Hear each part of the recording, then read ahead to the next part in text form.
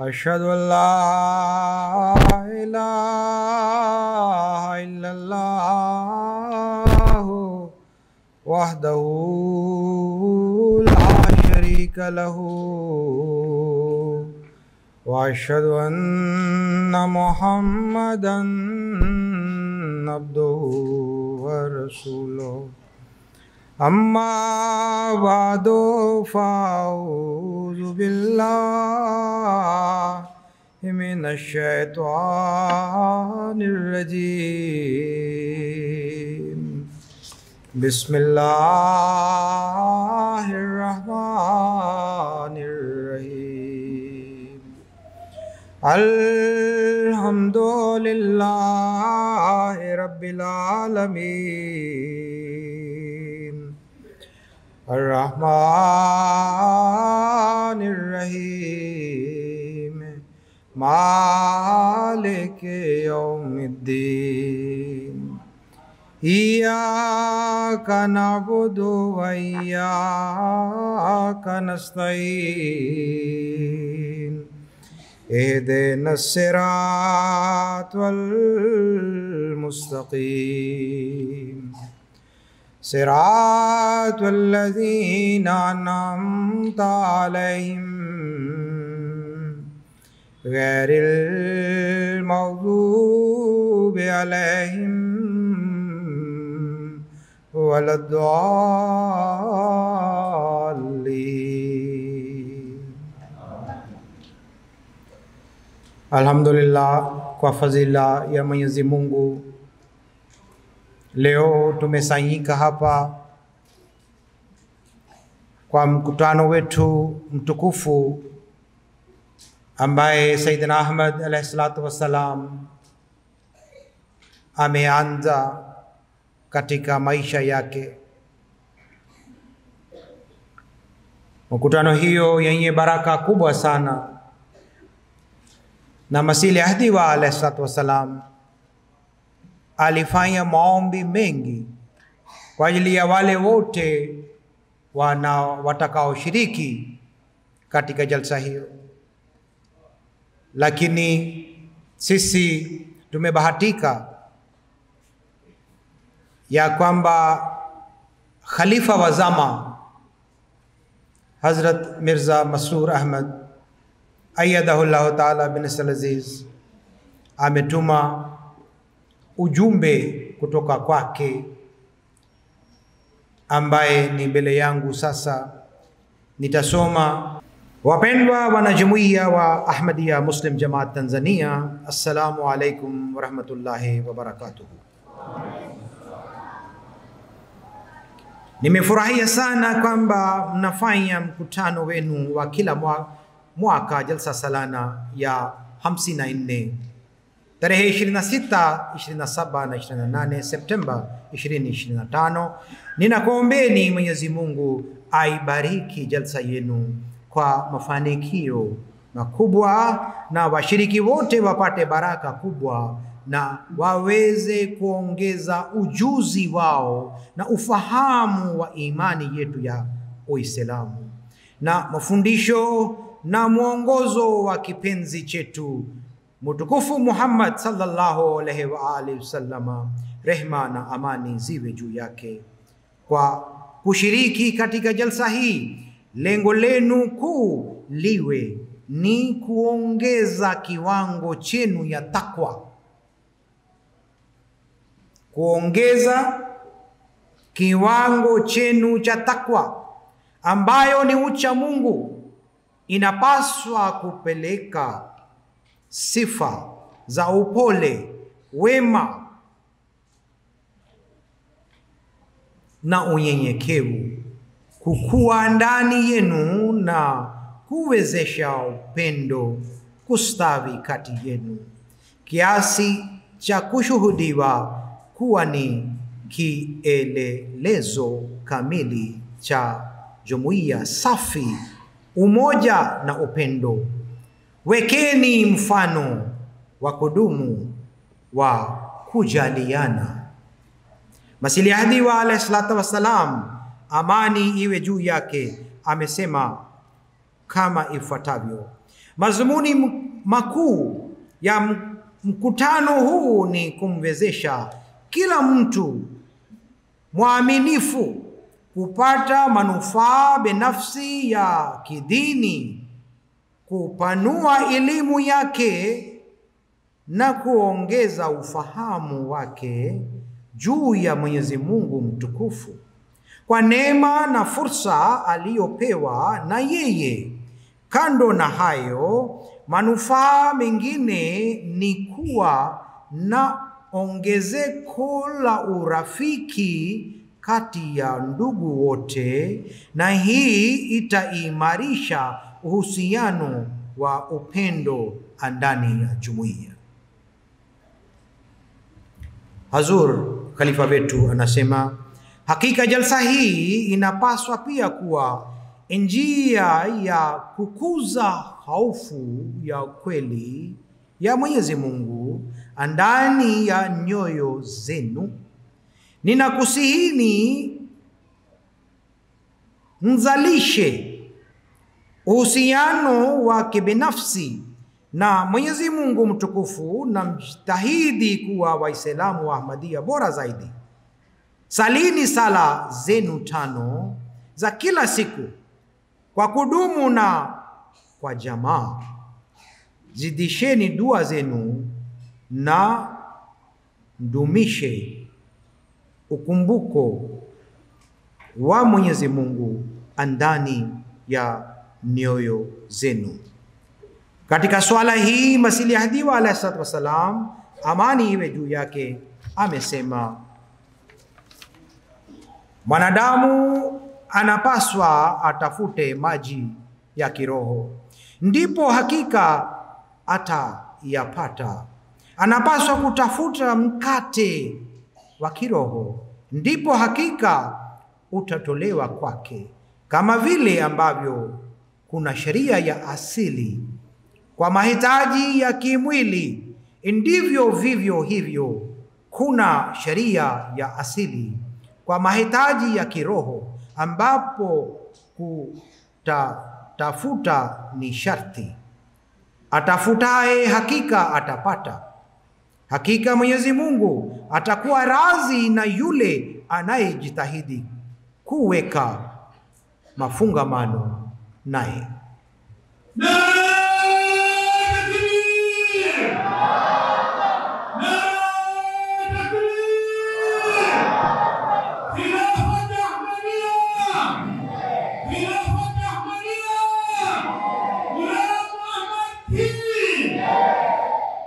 Basi Hazur anasema, basi kumbukeni kwamba hampaswi kurizika tu na ukweli kwamba mmekubali Masihi Ahmad wa amani iwe juu yake, bali lazima mjitahidi kwa uwezo wenu wote na kwa kutumia vipaji wenu na nguvu zenu zote kujaribu kuboresha hali zenu za kiroho na kuinua viwango vya mwenendo na tabia zenu kuwa viwango vya juu ambavyo Masihi Ahmad wa amani iwe juu yake anatazamia kutoka kwa wanajumuiya wa jumuiya yake.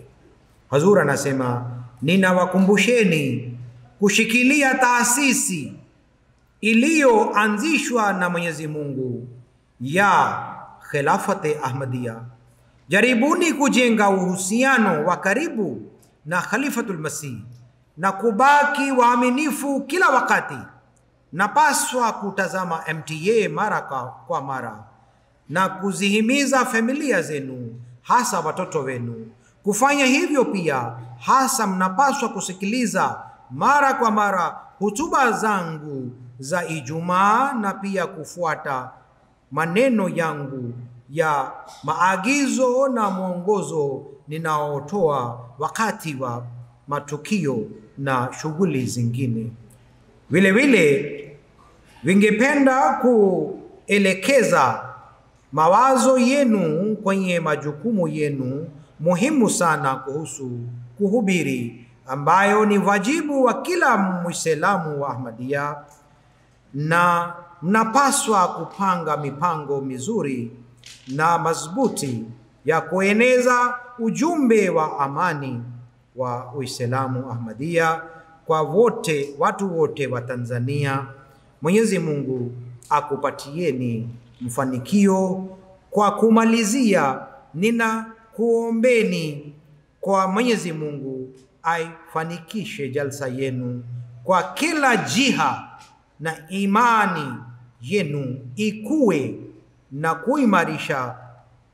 Mwenyezi Mungu akuleteni mabadiliko ya kweli katika maisha yenu, kuelekea kuongezeka katika wema, tabia ya uchamungu na utumishi wa Uislamu na ubinadamu. Mwenyezi Mungu awabariki nyote. Wasalamu wenu waaminifu, Mirza Masroor Ahmad, Khalifatul Masih.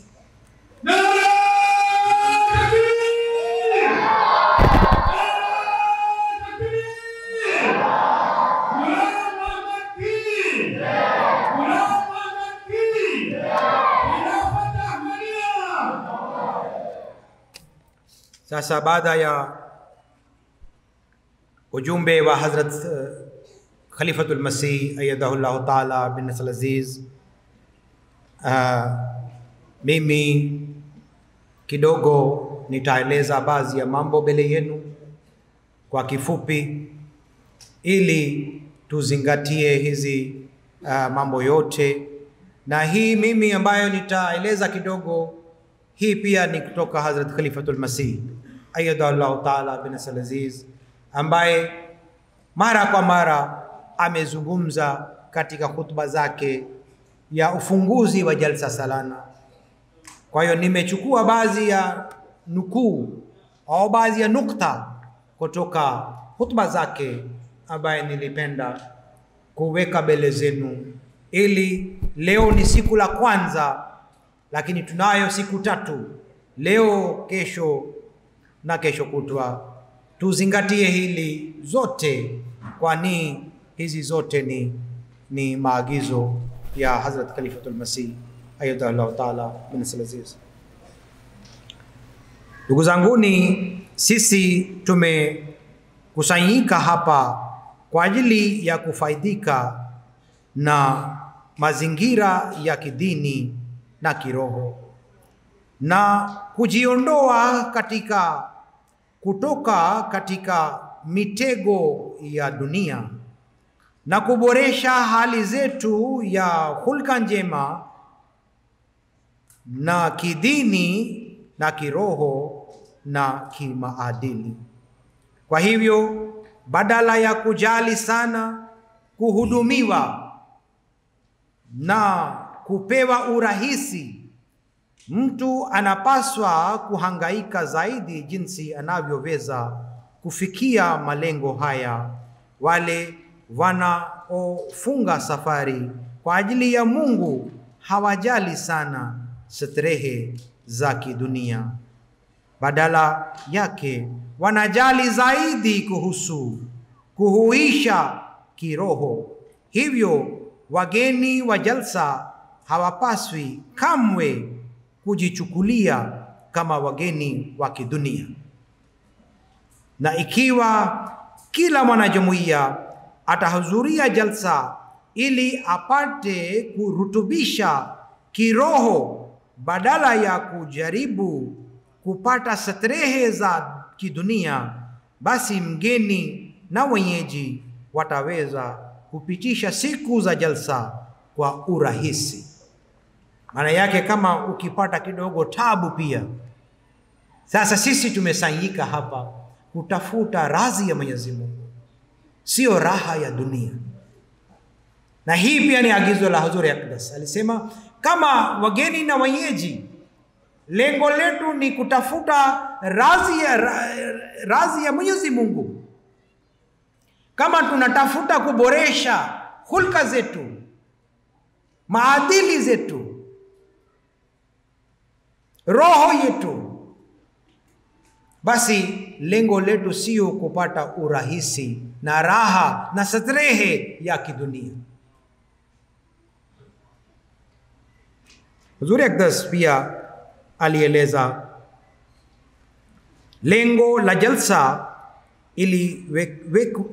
iliwekewa na Masih Yahdiwa ni kujifunza imani na kutakasa akili na moyo wa mtu, huku akijikurubisha kwa Mwenyezi Mungu mtukufu. Hayo ndio mawazo ambayo mtu anapaswa kuhudhuria nayo jalsa.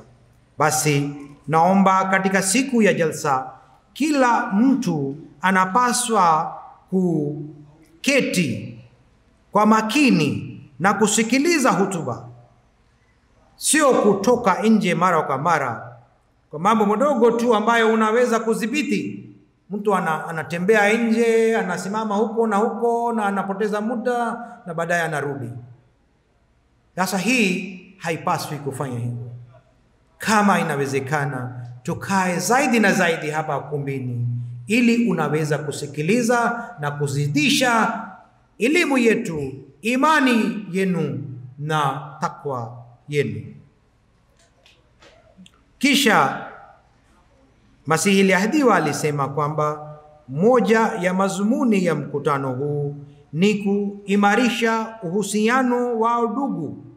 Bila shaka hili linahitaji kukutana sisi kwa sisi, tujuane na tutambulishane pia. Hazrat Masih Maud alayhi salatu wasalam anasema ya kwamba jalsa hii sio kama tamasha za kidunia za kulazimisha mipango yake, bali kufanyika kwa jalsa hii kunategemea kupatikana kwa matunda mazuri.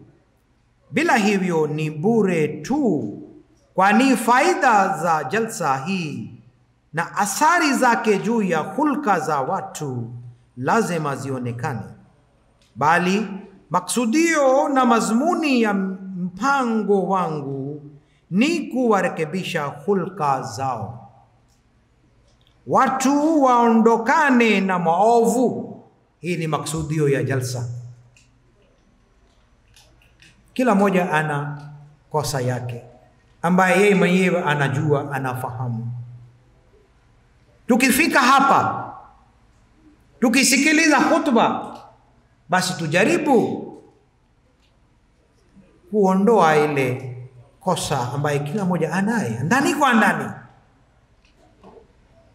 So Huzur anasema watu waondokane na maovu, wawe watu wema na wa Mungu. Hii ni maksudio ambaye ameandika kwenye ushahidi wa Qur'an. Kisha Huzur Aqdas alisema kwamba wale wanaohudhuria jalsa wanapaswa kujenga tabia ya kusalimiana wao kwa wao. Kwa hiyo ukipita karibu na mwenzako lazima upige salamu.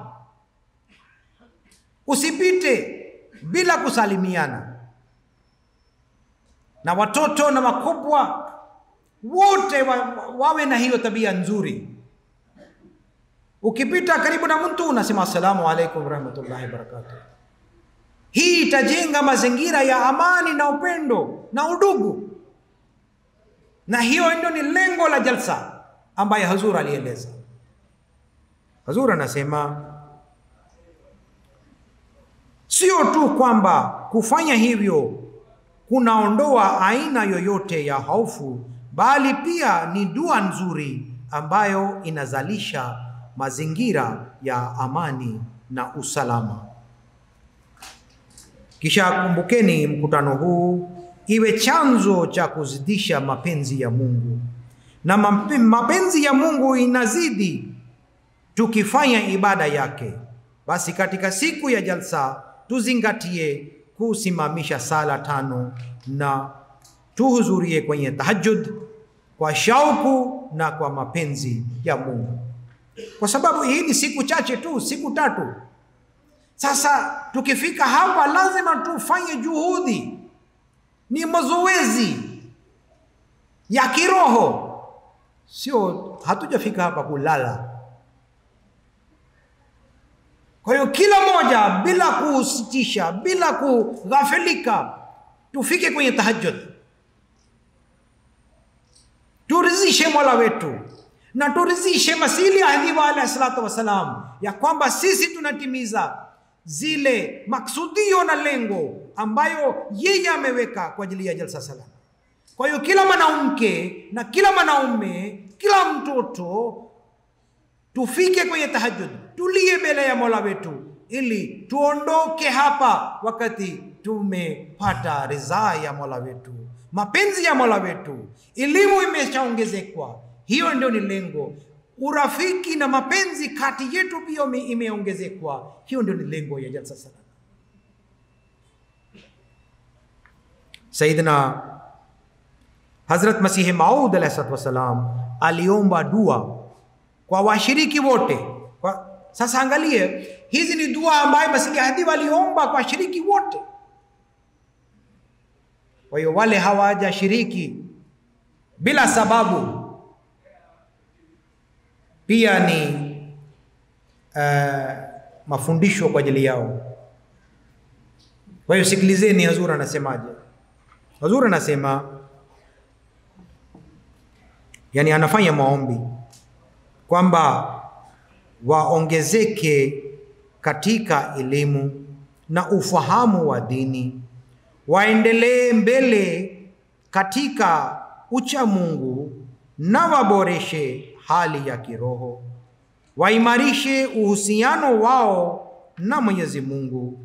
Pia alisema mazumuni makuu ya mkutano huu ni kwamba wanachama waaminifu wa jamaa yetu wapate kufaidika kwa manufaa ya kidini, wapate kuongeza elimu yao, na kwa sababu ya kubarikiwa na kupewa uwezo na Mwenyezi Mungu, maarifa yao juu ya Mwenyezi Mungu ipande zaidi. Kisha alifanya dua kwa wale wote wanaohudhuria kwa ikhlasi, wapate baraka za kiroho na pia kidunia, na Mwenyezi Mungu aondoe shida zao. Alisema mkutano huu utakuwa chanzo cha manufaa na baraka nyingi za kiroho.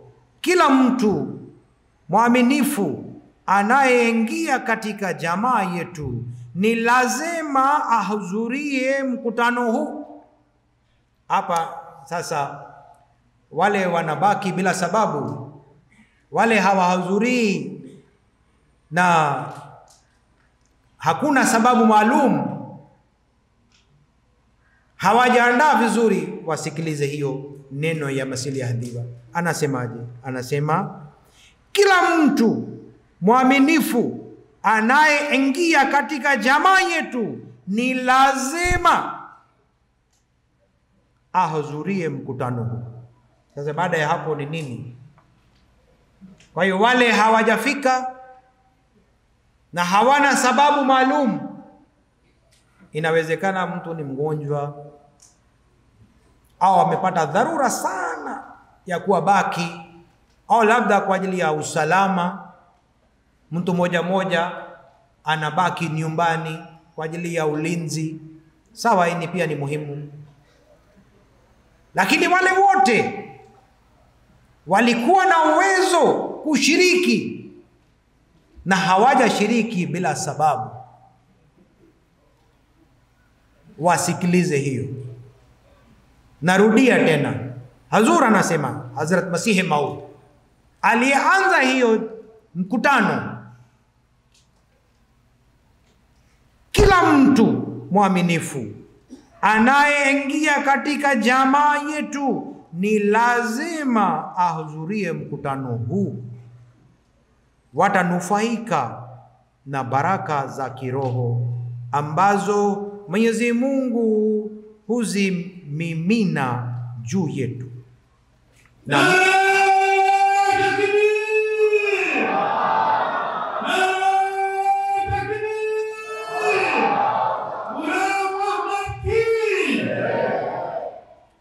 sasa mwisho Hazur alifanya dua, alisema ni wajibu kwa wale wote wenye uwezo wa kufanya safari kwamba wahudhurie jalsa. Mwenyezi Mungu atakuwa mlinzi wao katika kipindi cha kutokuwepo nyumbani. Sasa hii Hazur alijua hilo. Huko nyumbani hakuna mtu baki. Sasa Hazur Aqdas aliomba kwa ajili ya ulinzi na usalama. Hazur anasema Mwenyezi Mungu atakuwa mlinzi wao katika kipindi cha kutokuwepo nyumbani. Ataangalia mambo yao kwa kila njia na atawapa malipo kwa muda waliotumia kwa ajili ya dini yake. Kwa hiyo kila mmoja anayekaa hapa utapewa ujira na sawabu na Mwenyezi Mungu, malipo tayari. Kwa hiyo kama unataka malipo bora, basi ujitahidini kunufaika na jalsa hiyo. Na pia wale hawajafika, tusisitize, tukumbushe maneno ya Masih Ahdiwa ya kwamba lazim, amelazimisha kwamba kila mwaminifu mwanajamaat lazima ahudhurie, kama sababu maalum ambaye haipo. Sababu ya dunia sio mambo ya dunia, biashara. Hii siku 3 tuweke Mungu mbele, utaona biashara yako pia itabarikiwa. Anasema ya kwamba dua ya udugu na umoja, mwisho kabisa alifanya maombi ili jalsa iwe njia ya umoja, upendo na udugu na kweli ndani ya jamaa, na iunde mazingira ya kiroho yenye amani. Kwa hiyo ndugu zanguni, hizi zilikuwa ni maagizo kutoka Hazrat Khalifatul Masih na pia maagizo kutoka Hazrat Masih Maud alayhi salatu wassalam. Sisi tumefika hapa kwenye jalsa salana yetu wa 54. Ni baraka kubwa sana. Kwa hiyo mimi pia naomba kwamba tuzingatie hizi maagizo zote ya Hazur Aqdas, tuzingatie hizi maagizo zote ya mpendwa wetu Hazrat Masih Maud alayhi salatu wassalam, ili maksudi na lengo la jalsa hiyo, mkutano hiyo ikamilike. Sisi tupate ucha Mungu zaidi tukiwa hapa, sisi tupate urafiki na mapenzi zaidi tukiwa hapa. Kila aina ya shari tuondoe kutoka kifuani chetu, iwe mapenzi peke yake baki, na mapenzi ya Mwenyezi Mungu. Tuonyeshe unyenyekevu hali ya juu sana tukiwa hapa, na hii ni mafunzo. Baada ya kujifunza, maisha yetu yote iwe chini ya takwa ya Mwenyezi Mungu, ucha Mungu, unyenyekevu, mpole katika maisha yetu. Hizi zote ni lengo la jalsa salana. Mwenyezi Mungu atuwezeshe, mimi na kila mwanajumuiya, ili tukiondoka kutoka hapa tuwe na furaha katika mioyo yetu, kama kimejaa na mapenzi ya Mwenyezi Mungu. Ziwe mioyo yetu imejaa na mapenzi kati yetu, tuondoe husda yote, tuondoe chuki aina zote, tuwe mwanajamaati halisi ambaye Masih Ahdi walitaka kujenga ile jamaati. Tuzidishe elimu yetu ya Qur'an tukufu na itikadi ya Masih Ahdi wa hoja mbalimbali yeye alifundisha. Tuwe wanajamaati wema zaidi, tuwe wanajamaati ambayo elimu yake imefika juu zaidi, takwa yake imefika juu zaidi, mapenzi kwa wanadamu na mapenzi kwa Mtume Muhammad sallallahu alaihi wa sallam ifike juu zaidi. Na hii itakuwa, kama itakuwa namna hii, basi tumetimiza lengo la kufika hapa. Mwenyezi Mungu atuwezeshe, Mwenyezi Mungu atujalie, na Mwenyezi Mungu atubarikie hii ya kwamba tutimize lengo la kufika hapa. Mwenyezi Mungu arizike nasi na Masih Ahdi wa alayhi salatu wasalam, arizike nasi na Khalifatul Masih ayyadahullahu ta'ala binasl aziz, arizike nasi. Mwenyezi Mungu atuwezeshe. Tufanye maombi pamoja kabla ya kufunga kipindi hiyo. Maombi.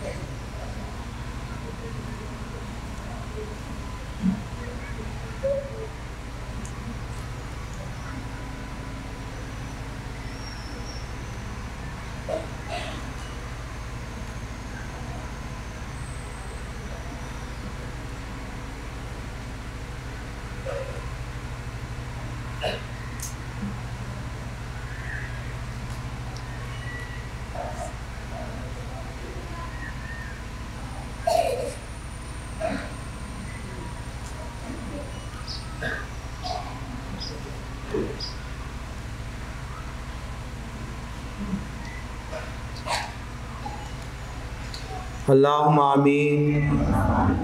Assalamu alaikum warahmatullahi wabarakatuh.